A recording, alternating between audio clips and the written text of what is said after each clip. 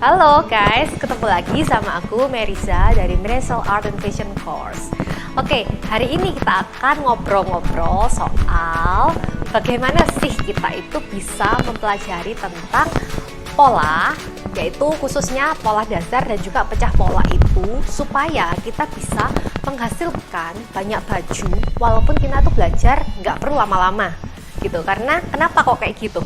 Banyak sekali kejadian kita itu belajar ya udah mungkin setahun, 2 tahun, tapi kita nggak ngerti bagaimana bisa melakukan pecah pola ataupun melogika bagaimana model-model pola itu supaya bisa sesuai dengan keinginan kita dengan maksimal. Nah, oke, kita akan bahas satu persatu, mulai dari apa sih kendala kita saat belajar fashion.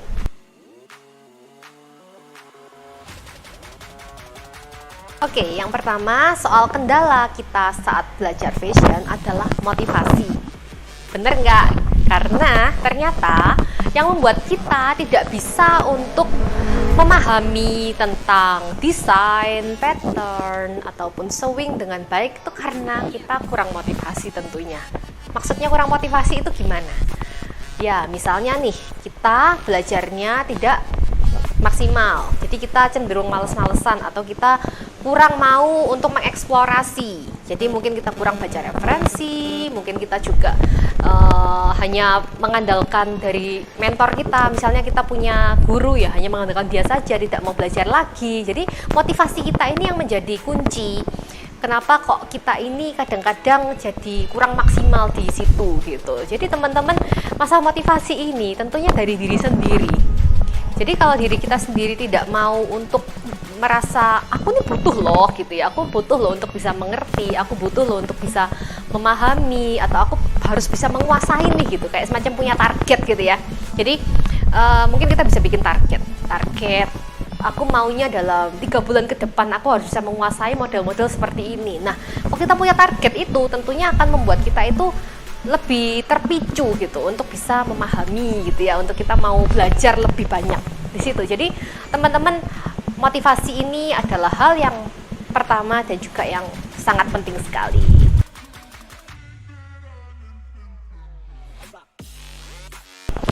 Yang kedua adalah dari sumber yang akurat. Nah, ini mungkin teman-teman bingung maksudnya apa.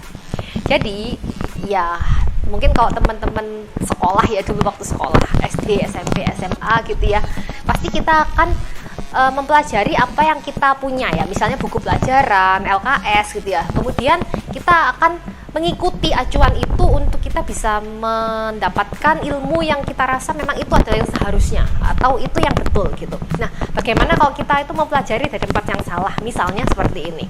Kalau di dalam dunia fashion, kita itu kan harus tahu tentang yang namanya pola yang bagus di badan ya. Misalnya kayak badan-badan Asia gitu ya.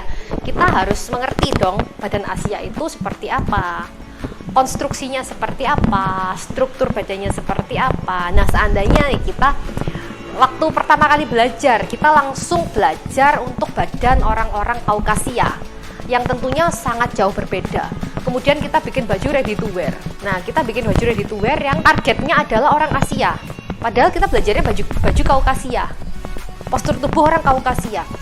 Bagaimana jadinya? Tentunya tidak sesuai gitu ya. Tentunya kita akan merasa kebingungan, loh, aku ini kan lagi mau bikin baju untuk orang Asia. Nah, tapi kenapa kok secara ukuran, secara struktur bisa jadi berbeda sekali gitu ya. Nah, itu yang aku maksud dengan sumber yang kadang-kadang tidak tepat. Jadi kita harus tahu kita ini mau belajar apa, maka harus kita mencari sumber yang memang sesuai dengan yang kita butuhkan.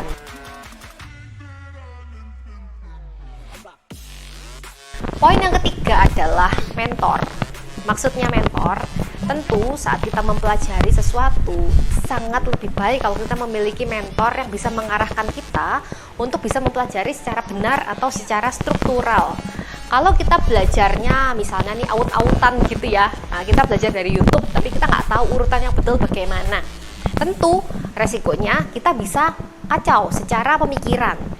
Analoginya seperti ini, kalau kita waktu sekolah dulu dari TK, SD, SMP, SMA tidak berjenjang, pastinya kita tidak akan bisa menguasai materi yang harus kita pelajarin. Misalnya nih, kita masih SD, usianya 7 tahun gitu ya, tapi kita dikasih materi SMP, pasti kita waktu melihat materi itu bingung ya. Kenapa? Karena kan ini tidak sesuai dengan skill kita saat itu, tidak sesuai dengan daya tangkap kita saat itu gitu. Jadi secara waktu dan secara kemampuan kita belum mumpuni untuk mencapai level pembelajaran anak SMP karena kita masih SD gitu. Sama seperti waktu kita belajar fashion itu ada jenjangnya. Jadi kita harus belajar mulai dari yang basic dulu, kemudian nanti berlanjut bertingkat menjadi ke level intermediate, kemudian kita lanjut lagi ke level advance gitu ya. Jadi nggak sembarangan kita lihat di YouTube ada video bagus nih gitu ya, atau kita baca buku gitu ya, terus kita lihat di buku itu materinya bagus, menarik, atau buku bestseller, terus kemudian kita langsung pelajari. Loh, belum tentu loh itu cocok seperti yang kalian butuhkan, karena mungkin saja saat kalian membaca buku itu ataupun mempelajari sebuah video dari YouTube, ternyata itu belum sesuai dengan skill kalian saat itu, sehingga sangat dibutuhkan mentor yang bisa mengarahkan kalian untuk kalian itu bisa mengikuti urutan yang betul dari pembelajaran yang kalian butuhkan, seperti itu.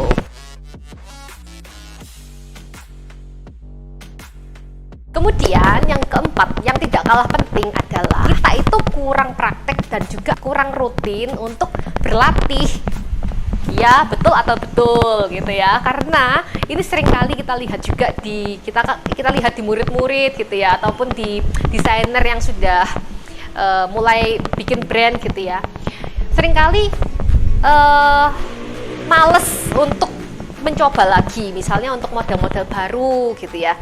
Mereka sudah ngerti, tapi mereka nggak mau nyoba lagi. Kemudian mengerjakan tugas males gitu. Kemudian mungkin mencari ide-ide baru gitu juga males, karena mungkin sudah merasa settle dengan kondisinya atau merasa sudah nyaman gitu.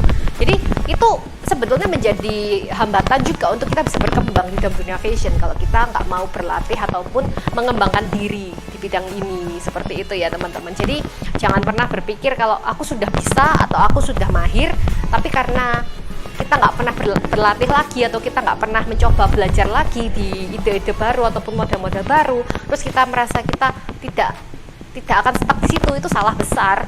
Kita bisa stuck loh gitu ya. Namanya desainer itu pasti ada momen dimana dia itu harus berkembang lebih lagi.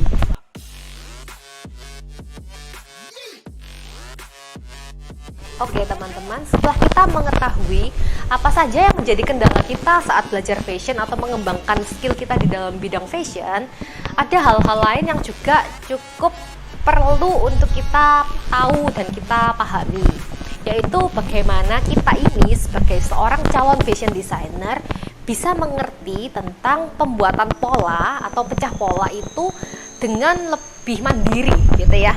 Ini menjadi banyak problem yang kita temui di desainer ataupun calon desainer, yaitu kadang-kadang kita itu terpaku pada apa yang sudah paten. Misalnya kita terpaku pada buku, jadi model-model di buku atau model-model di misalnya Pinterest atau di YouTube kita bisa bikin yang seperti itu.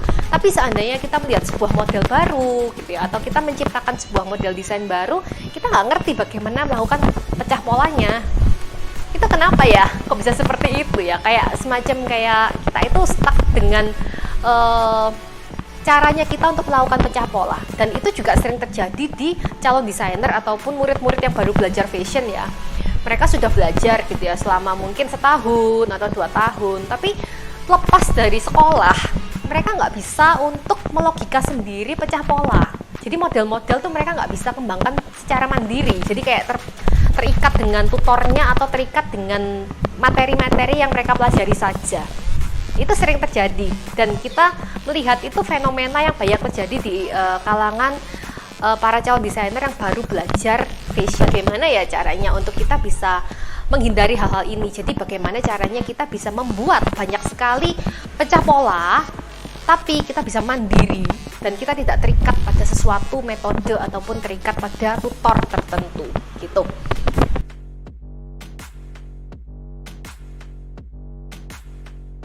Oke, masalah yang pertama adalah itu karena kita sendiri tidak belajar logika pecah pola dengan benar. Jadi semacam kita itu belajarnya dari awal itu hanya terikat pada model-model tertentu. Jadi yang mungkin teman-teman sering dengar ya, kita belajar di kursus A atau di kursus B gitu, kemudian diajarin tuh polanya ini, modelnya seperti ini, maka pecah polanya begini. Kalau modelnya begini, pecah polanya seperti ini. Tapi kita tidak diajarin sebetulnya dasar logikanya apa sih untuk melakukan pecah pola. Karena itu semua ada dasarnya. Saat kita mengerti tentang dasarnya, maka kita bisa mengembangkan dengan begitu banyaknya pola-pola yang ada. Jadi misalnya kita lihat model gitu ya, ada model A, ini kayak gini misalnya, itu kita bisa langsung mikir, oh ternyata pecah polanya begini. Kenapa? Karena kita ngerti dasarnya dari melakukan pecah pola model itu adalah hal-hal seperti ini gitu. Jadi kita tidak terikat pada modelnya, tapi kita terpaku pada bagaimana caranya untuk melakukan pecah pola. Itu adalah hal yang sangat krusial dan sangat penting, namun tidak disadari oleh banyak calon desainer.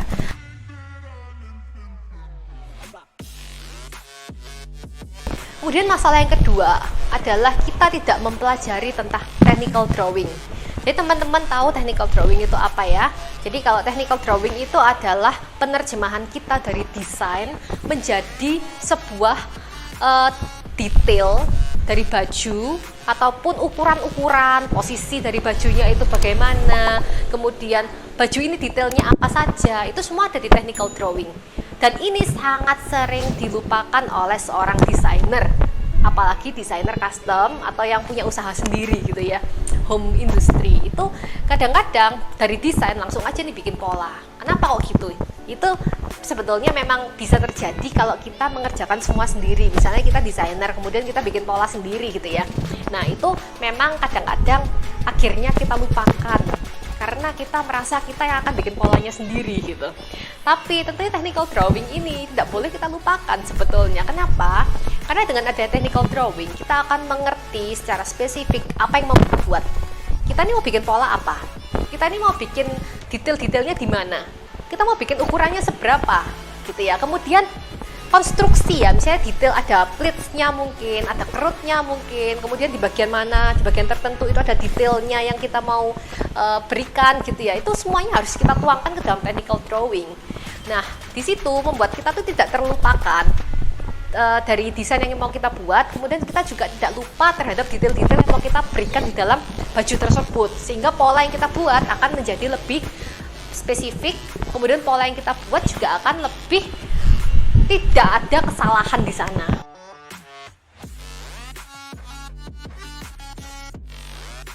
Kemudian masalah yang ketiga adalah kita sebagai desainer itu tidak mengerti bagaimana transisi antara desain, technical drawing, pembuatan pola dasar, pecah pola, sampai menjahitnya. Jadi kita sendiri sebagai desainer ini kadang-kadang mengabaikan satu sama lain gitu ya. Jadi kita mungkin mengabaikan desainnya, kemudian kita mengabaikan technical drawingnya, atau malah kita mengabaikan pola jahitnya. Nah, itu tidak boleh. Jadi kita sebagai desainer harus mengerti kalau semua itu ada satu kesatuan.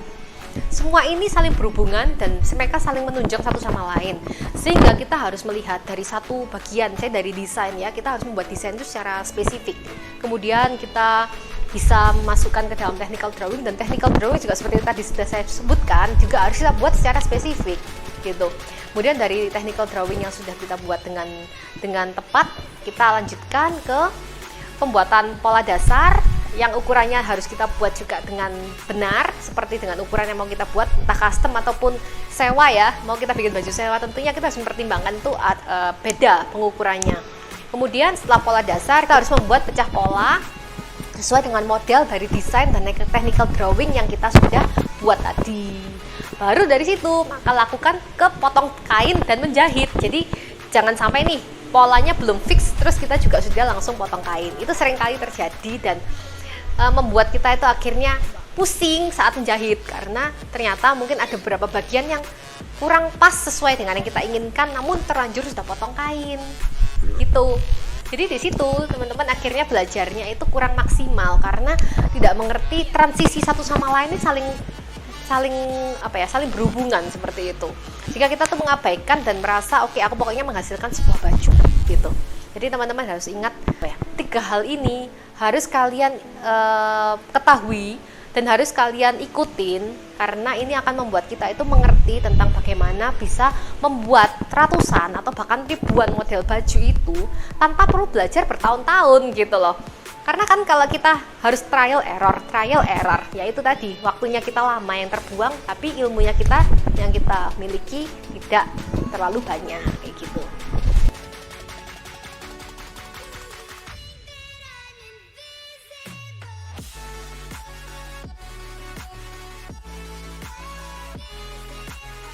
Nah teman-teman, setelah teman-teman melihat dari begitu banyaknya kendala dan juga permasalahan yang kita ketahui di dalam dunia fashion, mungkin teman-teman bisa mempertimbangkan ada satu solusi yang Miresel bisa tawarkan, yaitu program Basic Fashion atau Basic Pattern Making. Apa sih itu gitu ya?